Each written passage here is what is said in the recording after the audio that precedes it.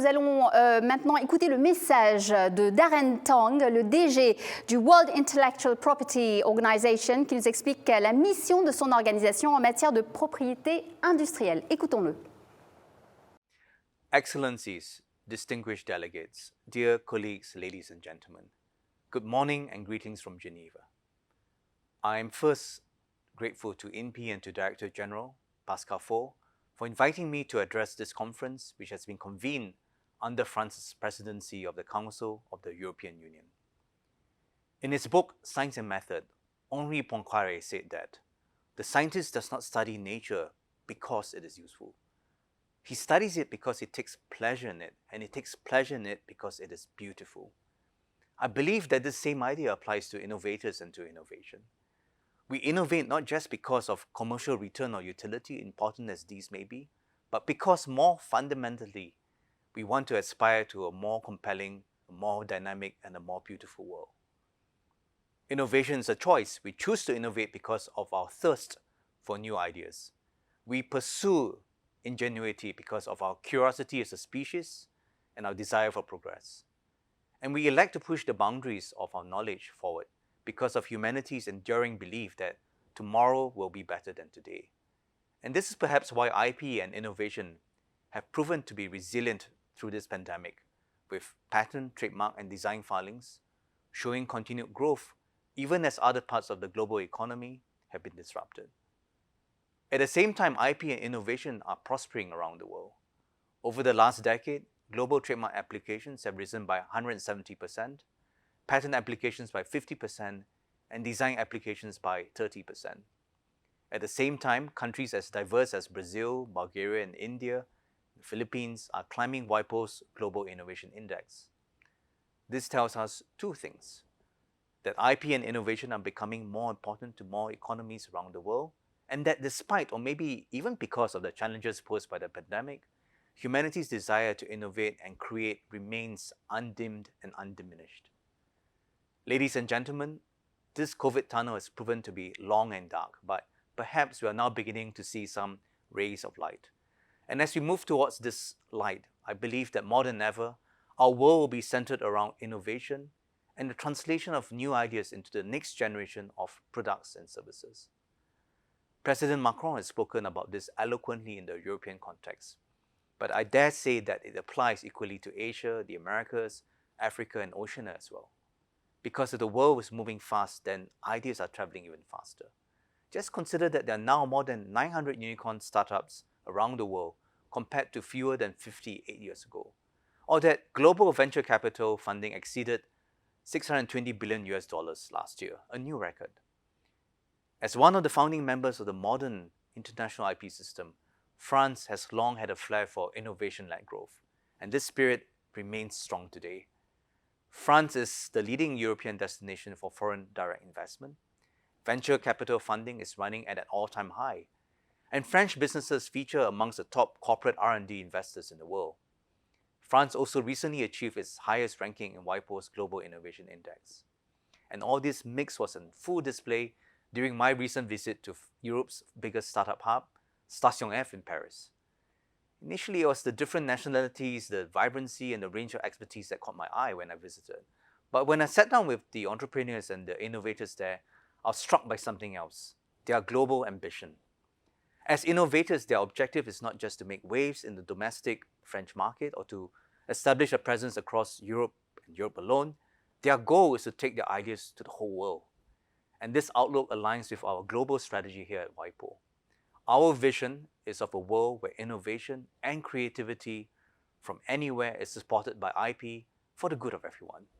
And our mission is to develop a balanced and effective IP ecosystem, one which sees IP act as a powerful catalyst for jobs, investments, business growth, economic development, and social vibrancy in every part of the world.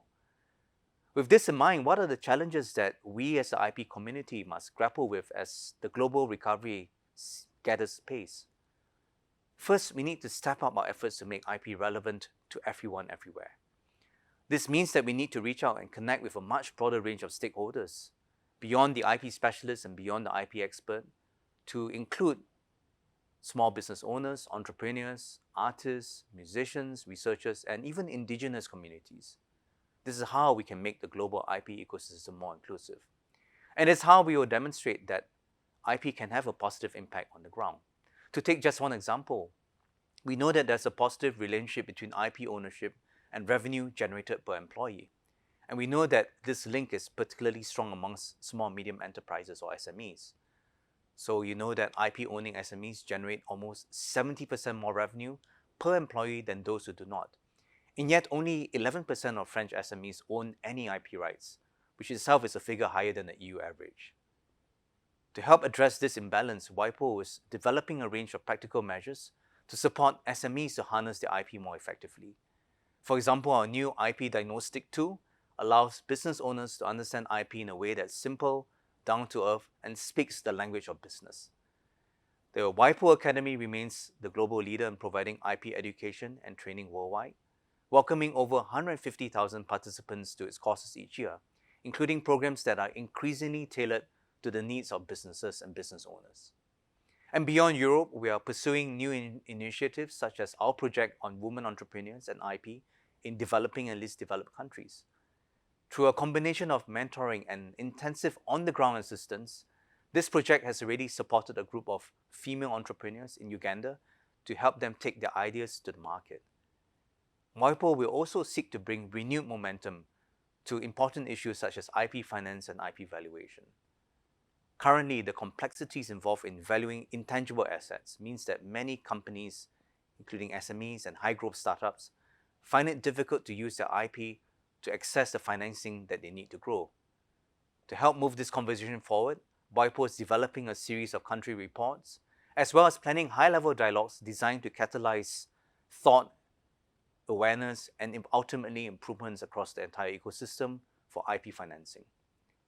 Second, we need to demonstrate the link between intangible assets and tangible benefits. Take geographical indications, or GIs. GIs do not just protect and valorize the unique qualities of much-loved heritage products. They are important drivers of growth and development around the world.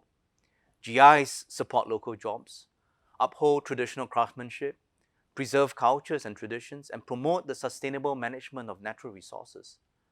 French and European farmers, consumers, and communities have benefited from a mature GI ecosystem for decades. But now the advantages of GIs are now becoming a reality for many more developing countries as well. To name a few, Cambodia, Ghana, Laos, Oman, and Samoa have all recently acceded to WIPO's Lisbon system, with all the benefits that this entails, and not just for agricultural and food products, but also for skilled artisans as well. For all these reasons, WIPO warmly welcomes the attention GIs are receiving during the French presidency of the Council. And we look forward to deepening our fruitful collaboration on GIs with France, the EU, and other member states. And yet, GIs are just one example of how IP is helping to progress the Sustainable Development Goals. From our COVID services and support to WIPO Green's work advancing green tech and innovation, to our more bespoke, impact-driven development agenda, IP is making, and it must continue to make a real difference to communities on the ground. Third, in a rapidly transforming world, we must remain open to new partnerships and forms of collaboration. During the pandemic, we have strengthened our tripartite cooperation with the World Health Organization and the World Trade Organization. This has enabled us to pool our expertise across all three agencies and to develop a series of practical measures and tools in support of economies and societies around the world who are trying to overcome the pandemic. The lesson here is that in an increasingly complex world, we must explore new ways of working together. Therefore, in addition to acting as the forum for the discussion of IP issues, WIPO is committed to exploring new ways of working with our fellow IOs, international organizations, NGOs, and industry bodies as we hope to exit this crisis and build back better. Excellencies, distinguished delegates, ladies and gentlemen, President Macron said recently that this is the time to mobilize a human Europe. And I believe the same can be said for intellectual property as well. That together we must strive now to make IP more human. That we must broaden its role in lifting up people and communities around the world.